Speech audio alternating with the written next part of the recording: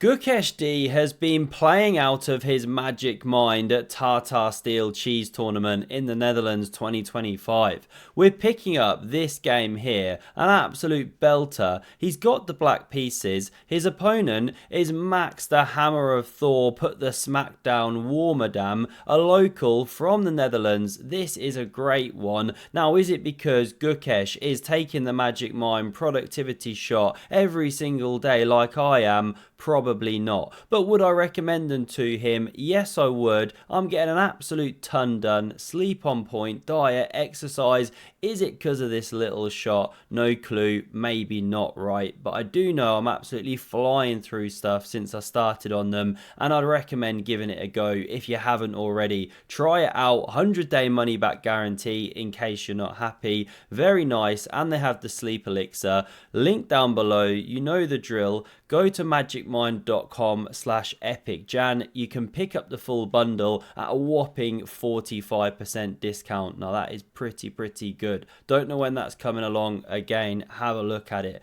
Now let's dive into this one. What we see after the king pawn advancing from Gukesh is this little surprising move, and he whispers, "I'm Gukesh D," as he pushes it. Now these are some of the common responses for white, none of them played. Instead, we see Max build the banana hammock, and in like 30 seconds, barely even thinks about it. Pretty surprising when your opponent's just gone D6.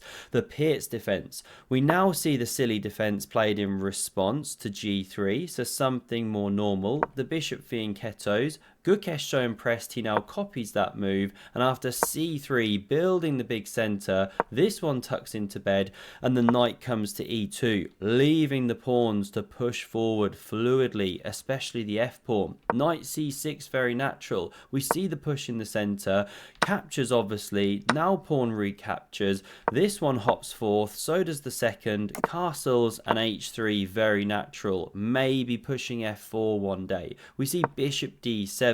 Now that looks a bit strange, right? You're just staring at the horse's bum. Where are you really going? Well, keep your eye on it because it's gonna come to life. We see castles now played, a mysterious rook move. Great way to freak the hell out of your opponent, especially if you stare at them deeply into their soul, a kind of Hans Niemann look just as you play it. But maybe it's not that mysterious, because after bishop e3 we get the immediate expansion, and after b3 on the board, before white can do anything else, Gukesh pushes on here, sidelines the knight, and listen to Magnus Schwarzenegger in commentary here. Der Springer on dem Bremer ist ein absolut Wiener Schnitzel. Not impressed with that one on the edge of the board, about to fall off the hedge. And I love this moment, real super GM insight, right? Because in the next couple moves, we see Gukesh play a5 and e6, or does he play e6 and a5? Well, he goes with the second one, because if you do this to start with, d5 is really strong. You can see the bar have a hernia here, because after knight e5 there's f4 and the knight's actually trapped. That is embarrassing. So e6 is played, keeps an eye on d5, prepares knight e7, and now after the move of knight b2, obviously fianchetto your knight, everyone will think you're a legend. Heading for c4 though, now we see a5. No longer the trouble, you know, you've got a little retreat square. So now it's white to move, and I really don't like this way of playing. You know, you could go pretty steady here, rook c1, queen d2, rook e1, quite a few improving moves white can do. Maybe bring the king here, maybe go f4 one day, I'd be looking to do that, and then roar like a pathetic lion. But what we see in the game is pawn a4. It's just a bit of a smelly looking move, because now black can take, yell en passant or en croissant as the professionals do in their best French accent, rook recaptures, and look at that. Gukesh has been down the shops and got 2 for the price of 1. Rook's open, hitting that pawn, and the knight's coming to b4. You could even call it 3 for the price of 1 when this opens its eyes, which it now does. Very stinky way of playing with the white pieces, but not in a good stinky way like you get from that epic blue cheese. Now we see bishop b5. Now it offers the bishop pair, but what Gukesh is saying is that one was a bit bad, so I'm bringing it to life. Give me your knight, I don't mind. The position's a little bit closed, I can get hopping, and he literally did say that in the after game interview. I had a watch of it. Now we see Chewbacca's favourite move, the Wookiee one, and after pawn d5, fascinating decision, because white gets e5, knight d7, queen d2, and now bishop a6. And if you look over here, Ival Barovic gives it dead level basically, especially when you let it go deeper and deeper and deeper. But I wouldn't really like this that much with the black pieces. You know, it feels like white's got the easy plans. Maybe you double here. Upon that, by the way, knight c6 is always the plan, Gukesh said. Or maybe you double down the c file, or maybe you activate a knight like this. This square looks juicy, but where's this one going? Looks a bit dead. You know, how is it getting into the game here? Do you want to go f6? Then e6 is critically weak. I don't know. Black's position is fine, but somehow feels easier to play with white. Maybe you expand here, and so on and so forth. However, watch this. Rook c1 is played. Rook c8. Now we see this one re-enter the game in that kind of fashion. Fine, not going after the pawn. Queen b6. This knight hops forth and hits it. Drops back to b8. And on move 24 here, the game is pretty much blundered away. And it's the craziest thing, right? It doesn't look like a blunder. Looks like a fine move, but it's actually really bad. And the move which is played is bishop f1. How can that possibly be such a bad move, right? You're just exchanging those light squared bishops. Gukesh takes. How do you recapture here? Well, king is actually best. If you go with the rook, then you've got problems on this square. You know, rook and knight converging. This one starts hopping. Okay, so this one is played. And then out of nowhere, it's Lord Hans Feingold's favourite move, f6. And suddenly, the black pieces flowing into the attack in the most incredible manner. You can't support the centre, or takes, and this is a pin. Nasty. Pin and win, baby. That's the end of the game there, basically. All but done. So that's why f4 no good. So what to do then? Well, captures is played. The knight recaptures, and this is the massive thing about the position.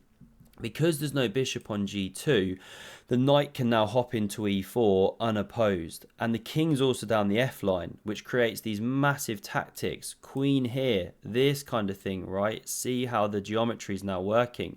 Knight hopping in. You can't stop it with f3, or it still hops, again because of the pin. And if you try knight c3 to cover the square, well then e5 comes. This is the response, and you're crashing through that center. You know, here's a sample line. There's really a lot of problems, especially because of this horrible knight on b2. This kind of thing, bang, exchange sack. Actually not, sorry, the bishop's on it. It's just really good for black, right? These are the kind of lines. So we come back here. That's what happens if you go knight c3. What if knight c5 looks a bit more aggressive? Well, this is what Gukesh has got planned. Sorry, someone's ringing me. It's Vladimir Kramnik. He wants to have a look at one of my games. My rating's been going through the roof. If knight c5 here, spawning that seahorse, well then bang, you sacrifice the rook. This was the plan all along. However you capture pawn or rook, doesn't really matter. Let's go rook. The knight hits e4. Here you've got the pin and win stuff, sorry, or fork I should say, fork Vegas. And here black's doing great. You crash through like this. Queen crashes through, or bishop. All of it's on the way. Absolutely deadly attack. The lines just continue like that. It's really awesome. So what do we see in the game? Takes on c8 was played. Now queen recaptures. Again, if knight c5, well, okay, you don't have the exchange sack here. Let's check this one. Oh yeah, e5. This was the idea. And if king g2, this pawn was attacked, then you can either take and go queen f5. That's the best line technically, or the immediate queen f5. They were both good. But we run back here. No knight c5. Rook c1 hits the queen, but Gukesh doesn't move it. Look at this here. The bar has completely pooped its pants, butt flap open. Gukesh finds a great response. Knife e4 here, just leaving his queen to hang, because if you capture it, this is a check, a little in-betweener, an intermezzo, a Zwischenzug, say it how you will here. the king moves away or bishop captures, you take, you're in exchange ahead, plus maybe a pawn, or if you're not, you're soon going to be a pawn. Overwhelming position. So we come back here. The queen now moves backwards. Queen b8 now eyeballs that white king side once again. King g1 is played. Why not king g2? Well, then you can do this absolutely stunning move. Bishop h6. Removing this defender, let's just analyze the line where you capture the free piece. Seems like you would, right?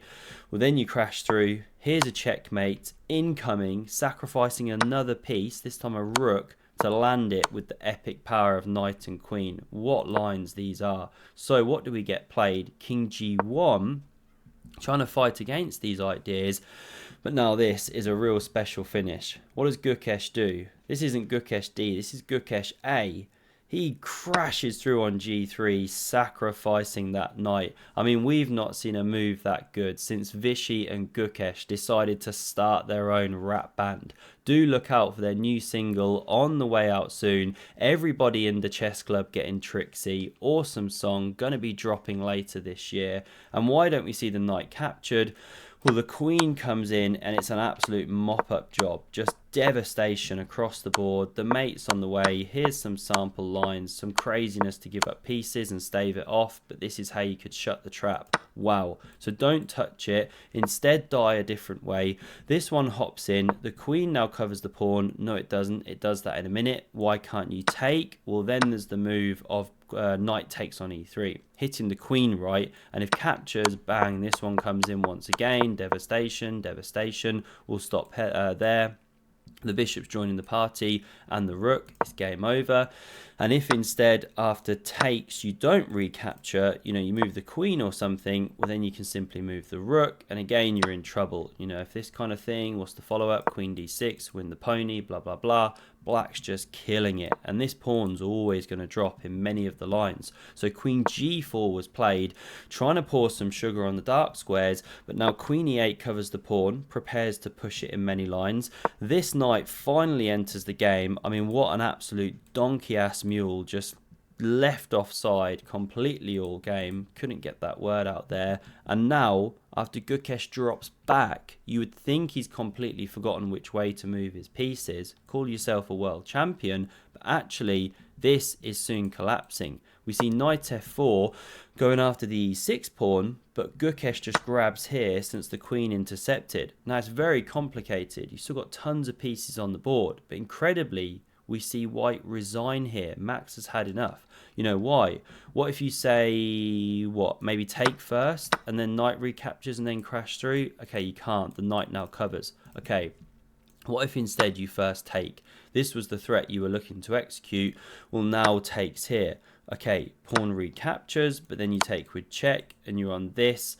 Long story short, without going through millions of lines, because I'm a bit tired and I'm trying to get to this pub quiz, Black's completely winning here. White is lost. Maybe go and have a look at Hikari's video. He's a far stronger player than me if you want those deep, deep lines. But okay, it's overwhelmingly positionally lost. Gukesh has got the centre and all the tactics flowing off the back of it. What a game there. 34 moves. I mean, Gukesh is on fire. Don't forget, if you want to check out this Magic Mind stuff, link is in the description, /epicjan, get the full bundle, 45% off, and for more epic chess, have a look at the video on screen. Thanks a lot for watching and see you soon. Cheers.